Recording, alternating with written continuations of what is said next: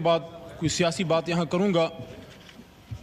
इस तरफ के दोस्तों से दरख्वास्त है कि मैं हमेशा एहतराम का दामन नहीं छोड़ता, लेकिन अगर मेरी कोई बात आपको सख्त लगे तो उसका जवाब दलील से दीजिएगा। मैं बैठा हूँ, अगर ज़रूरत हुई, वैसे ज़रूरत मैं महसूस नहीं करता, लेकिन मैं रिस्पॉन्ड कर दूँगा। दरख्वास्त होगी, मेरी बात पाकिस्तान के मफाद में मैं करना चाहता हूँ। मैं सिर्फ बतौर पाकिस्तान तहरीक इंसाफ के एमएनए के तौर पे नहीं, इस मुअज़्ज़ज़ ऐवान के एक मेंबर और 25 करोड़ अवाम के एक नुमाइंदे के तौर पे एक बात करना चाहता हूँ। अल्लाहुम्मा सल्लि व सल्लिम मुबारक अला सय्यिदिना मोहम्मद व अला आलि मोहम्मद। कहता हूँ वही बात, समझता हूँ जिसे हक, मैं ज़हर हलाहल को कभी कह न सका कंद। अपने भी खफा मुझसे हैं, बेगानी भी ना खुश। कहता हूँ वही बात, समझता हूँ जिसे हक। मेरे दोस्तों और मेरे भाइयों, आज से 2 साल पहले 9 अप्रैल की रात, जब आप मेरे बहुत से बहन भाई जो वहां बैठे हैं, आप यहां विराजमान थे और मैं हुकूमती बेंचेस पे पीछे शेख साहब की यहां मैं बैठा हुआ था, जो मेरी कुर्सी थी, और मेरे सामने मेरे लीडर की कुर्सी खाली थी। और मुझे ये लगा कि जिस तरह 3.5 साल मैंने अपने हुकूमत का दिफा किया, जो मेरी ड्यूटी थी, उस रात भी मैंने अपना फर्ज निभाना है। मुझे बहुत से लोगों ने पूछा बाद में, पूरे पाकिस्तान में जब मैं गया हूं, कि आपको इस तरफ बैठे लोगों से डर नहीं लगा? वो 170 172 थे। मैंने कहा नहीं, सियासी इख्तिलाफ था, लेकिन वो मैं उनको अपना जाती दुश्मन नहीं समझता था। तो आज जो मैं ये बात करना चाह रहा हूं वो ये है कि जब पिछले 2 साल की तरफ मैं मुड़ के देखता हूं तो मुझे वही कहानी, खुर्शीद शाह साहब आपकी भी तवज्जो चाहिए, आप मेरे कायदे हिज़्ब इख्तिलाफ रहे हैं, तो मुझे वही कहानी रेप्लिकेट होती नजर आती है जो आज से 50 साल पहले इस ऐवान के एक मुंतखब कायदे ऐवान को जब फांसी के तख्तेदार पर लटकाया गया।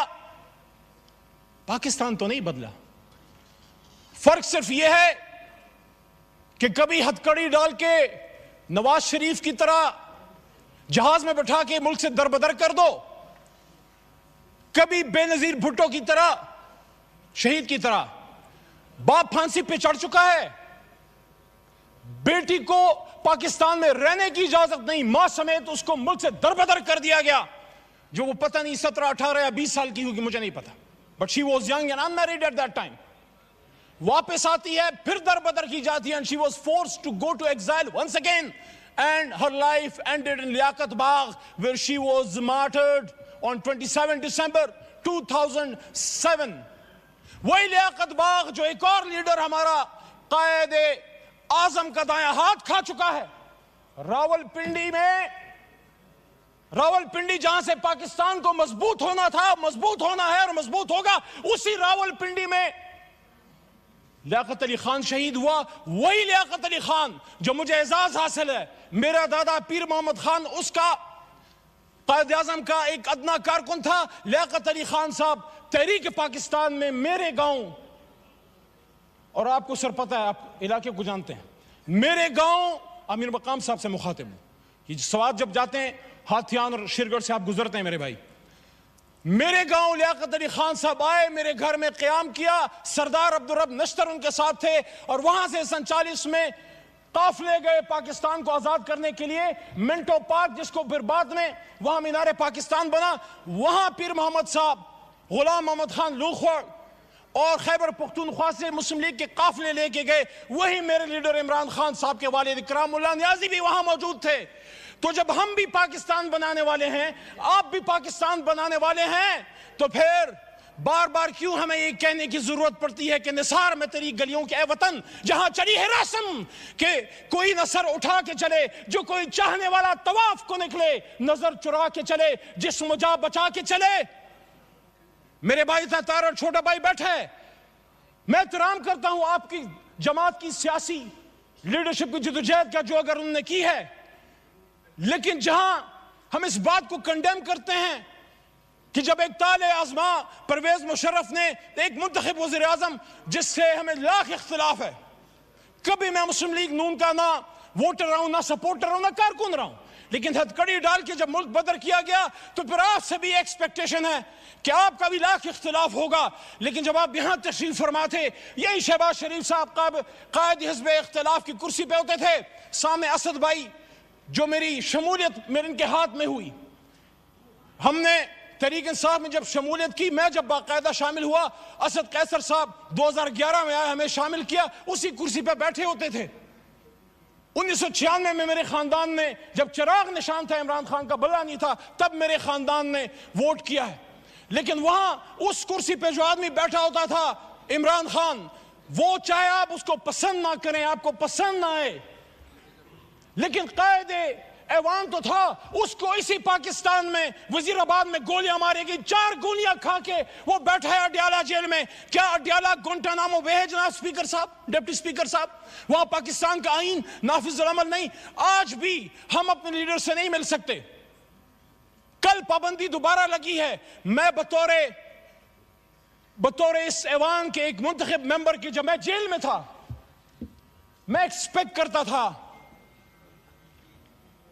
कि ये ऐवान इमरान खान के लिए नहीं, अपने एक साबिक कायदे ऐवान के लिए खड़ा होगा। यहां से मुजम्मती करारदादें पास होंगी और यहां वोट को इज्जत दो कि हमारे साथी या बेनजीर भुट्टो और भुट्टो साहब की, उनकी अलमनाक जो हादसात हुए हैं, उनके दाई, उनके अमीन खड़े होंगे और वो कंडेम करेंगे और वो डिमांड करेंगे कि पाकिस्तान के एक साबिक वजीर आजम पे जानी हमला किसने किया, ये किसका सिक्योरिटी फेलियर है। वो कैमरे जो जज साहिबान के बेडरूम्स में लग सकते हैं, उन कैमरों से वो दहशतगर्द कैसे छूट गए जिन्होंने जाके कभी बेनजीर को शहीद किया, कभी इमरान खान पे हमला किया।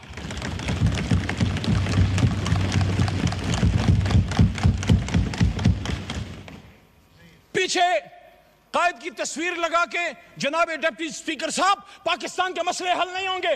इसी कायद की तस्वीर को लगा के पाकिस्तान के लोगों के ऊपर बूटों से उनको रौंदा जाता है। किसी को शक है तो कल जाके आजाद कश्मीर में देख ले, कल आजाद कश्मीर में क्या हुआ है। वो नजारे हम नहीं देखना चाहते। हम मकबूजा कश्मीर को एक जन्नत नजीर कश्मीर दिखाना चाहते हैं। क्या लड़के होगा जो कल शाम हुआ है?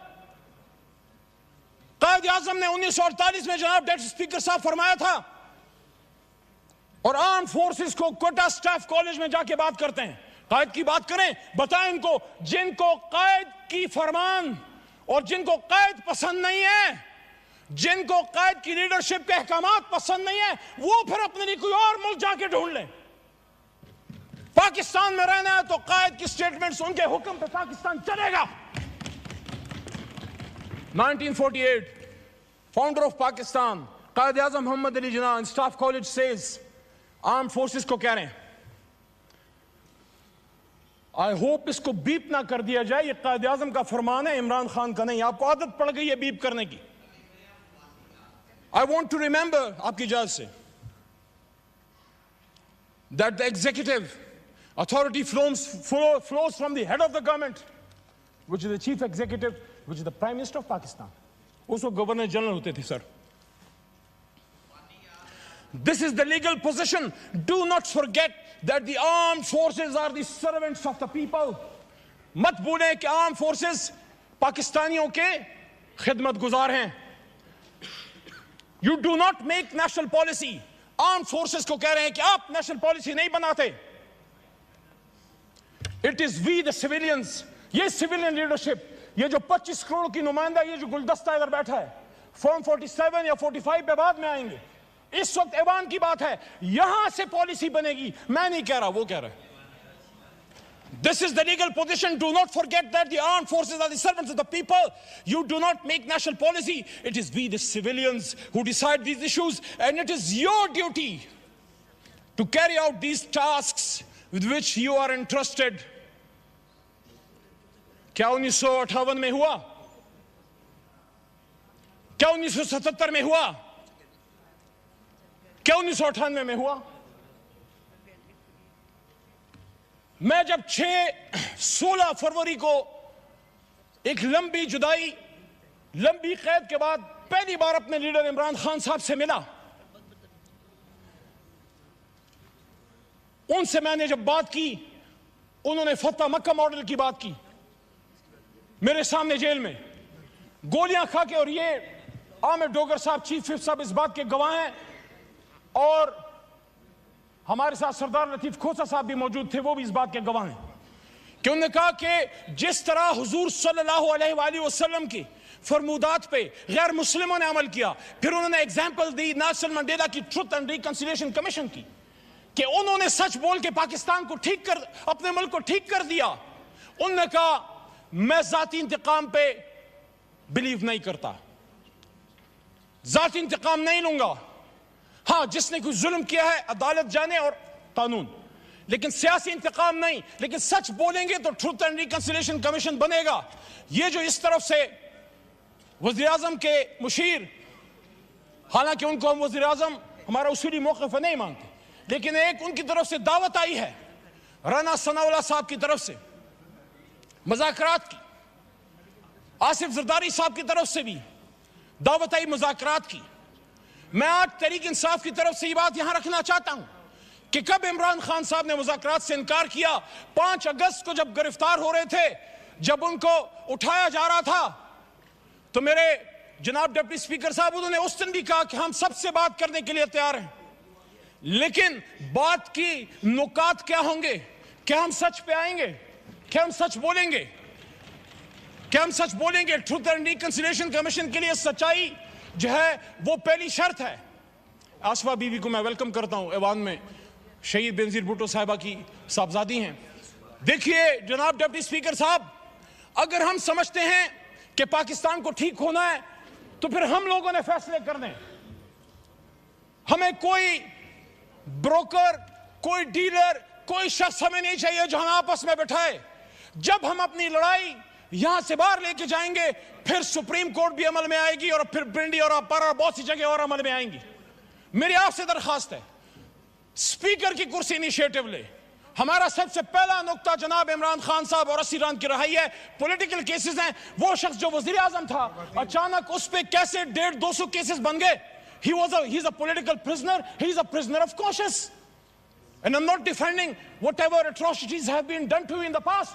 अगर हम उस पे जाएंगे तो फिर बात हल नहीं होगी। यहाँ इजाजुल हक साहब भी मौजूद हैं, उनसे एहतराम का रिश्ता है, लेकिन जो हुआ माजी में वो ठीक तो नहीं था। अगर हम यहां अपने कर्बनाक और दर्दनाक माजी पे शर्मिंदा नहीं होंगे, सच नहीं बोलेंगे, मुल्क नहीं जाएगा आगे। जिसने माजी में गलत किया हम तो नहीं थे, हम अपने पुरखों की अच्छी बातों को याद करते हैं, गलत बातों को डिफेंड हम ना करें। मेरा दादा पीर मोहम्मद साहब 1927 का मुस्लिम लीगी था उस जमाने में, आज वाला नहीं। पाकिस्तान बनाने की तहरीक में था, उस तहरीक में जेल भी काटी। लेकिन आज मैं समझता हूं कि सच बोलने का वक्त है। जहां मुझे इस पे फख्र है कि तहरीक पाकिस्तान का कारकुन था, जिना का साथी था, जेल काटी, पाकिस्तान के लिए तकलीफ उठाई, वहां जब वो फेडरल मिनिस्टर फॉर रेवेन्यू बने, मेरे ख्याल में उनको अयूब खान साहब की कैबिनेट में वजीर नहीं बनना चाहिए था। मोहम्मद अली साहब 10 मिनट का फैसला हुआ ज़ियाउल था, हक साहब की 13 मिनट हो गए। ज़ियाउल हक साहब की शुरा में भी वो थे। आज वक्त है कि सब सच बोले। मैं समझता हूं कि मेरे दादा पीर मोहम्मद खान साहब को मरहूम ज़ियाउल हक साहब की शुरा में नहीं होना चाहिए था। एज ए डेमोक्रेट एहतराम का रिश्ता आज भी जाज साहब से है और कल भी रहेगा और इंशाल्लाह मरते दम तक रहेगा। लेकिन सच तो कोई यहां बोले। मैं जिस तरह पशेमानी का इजहार कर रहा हूं कि मेरा दादा वो पाकिस्तान बनाने की तरीक का सिपाही था, रेवोल्यूशनरी था, लेकिन एक गलती उनसे हुई। मैं एक्सपेक्ट करता हूं कि मेरा छोटा भाई है बिलावल साहब, चेयरमैन है तहरीक पीपल्स पार्टी का, उनके खानदान ने कीमत चुकाई है, लेकिन उनके दादा भी फॉरेन मिनिस्टर थे, जुल्फिकार अली भुट्टो साहब अयूब खान साहब के साथ। हम सबको उन सच्चाइयों की तरफ आना पड़ेगा। बाद में उन्होंने कीमत चुकाई जिसको हम आज अप्रिशिएट करते हैं। मैंने अपने लीडर से ज्यादा आपके लीडरान की बात की है, लेकिन आज मैं ये बात दोबारा रखना चाहता हूं कि इमरान खान साहब ने, क्या आप ये समझते हैं कि क्या सिर्फ उनकी किसी गलत पॉलिसी की वजह से इमरान खान साहब को घर भेजा गया? मैंने 2 साल पहले भी ये बात की डिप्टी स्पीकर साहब, और आज भी इस बात पे कायल हूं। जब इस ऐवान में अकेला खड़ा था, मैंने वहां ये बात की थी कि इमरान खान को इस बात की सजा दी गई है कि जिस बात की सजा हमेशा पाकिस्तान में कोई भी जो आजाद पॉलिसी बनाना चाहता है, हमसे पहले जिस भी लीडर के साथ हुआ है, आप सबको पता है, कि उन्होंने पाकिस्तान की 1 इंच जमीन किसी गैर मुल्क को देने से इनकार किया। और जब यहाँ 2 OIC कॉन्फ्रेंसें की और जब मुस्लिम ब्लॉक की बात की, उम्मत मुस्लिमा को इकट्ठे करने की बात की, तो यहीं पे बिलावल साहब मौजूद थे। वहां से मैंने उनको बात की कि बिलावल साहब, आपके नाना ने भी मुस्लिम उम्मा को इकट्ठा किया, मेरे लिए शुक्रिया, शुक्रिया। 15 मिनट हो गए, 10 मिनट का फैसला था। माइक खोले मोहम्मद अली साहब, वाइंड अप करें तो प्लीज। उस जुर्म की पादाश में आज इमरान खान साहब जेल में पड़े हुए हैं। ये दाग दाग उजाला, ये शब गजीदा सर, ये वो सहर तो नहीं जिसका इंतजार था, ये वो सहर तो नहीं। कायद आजम ने इसलिए कुर्बानी दी थी कि आज हमारे फैसले कोई और करेंगे। और वो कौन है? जब अपने लिमिट में रहेंगे, हमारे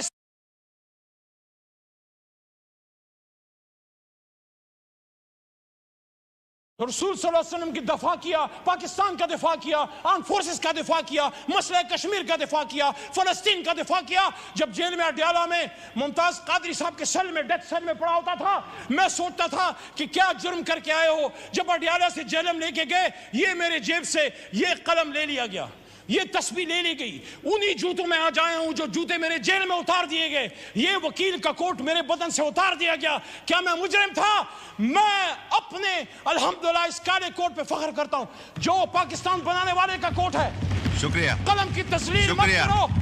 शुक्रिया, पाकिस्तान शुक्रिया, शुक्रिया, शुक्रिया।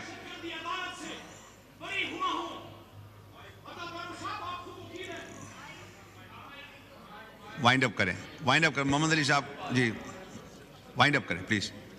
मैं दहशतगर्दी अदालत मर्दान से बरी हुआ। जब मैं अदालत में पेश हुआ, पहले तो 3MPO था, लेकिन मेरे पे दहशतगर्दी का दफा, आर्मी एक्ट जिसकी सजा मौत है। क्या मैं दहशतगर्द हूं? क्या अली मोहम्मद दहशतगर्द है? मर्दान ने तो पाकिस्तान बनाया है, मर्दान के बेटे को दहशतगर्द बना के पेश किया। मैं उन जज साहिबान अदालत को सलाम पेश करता हूं जो किसी प्रेशर में नहीं आए। और हाई कोर्ट पेशावर के हुक्म पे मैं फिर रिलीज हुआ। तो मैं DGI SPR साहब से पूछना चाहता हूं कि आप मुझसे कौन माफी मांगेगा? और यहां मुबारक जेब आया है जिसकी बूढ़ी मां कल यहां पे आई, उसका भाई रेहान जेब शहीद हुआ, उसकी बूढ़ी मां से कौन माफी मांगेगा? तो माफियों के चक्कर से निकले। शुक्रिया और आओ वाइंड अप करें। बैठते हैं सियासी, आखिरी बात, सियासी जमातें बैठे, मसाइल का हल निकालें, वरना यही होता रहेगा। किसी चोर दरवाजे से आने की जरूरत नहीं है। पिड्डी जरूर जाएं, सिरी पाए खाने जाएं, गेट नंबर 4 से परहेज करें। आए तो अवाम की ताकत से आए, फॉर्म 47 पे ना आए। और जब भी आए, जब अवाम आपके पीछे होगी, पाकिस्तान आपके पीछे होगा, अल्लाह आपके पीछे होगा।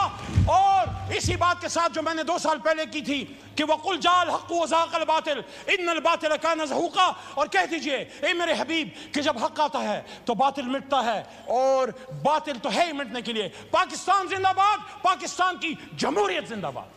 शुक्रिया। फारूक सत्तार।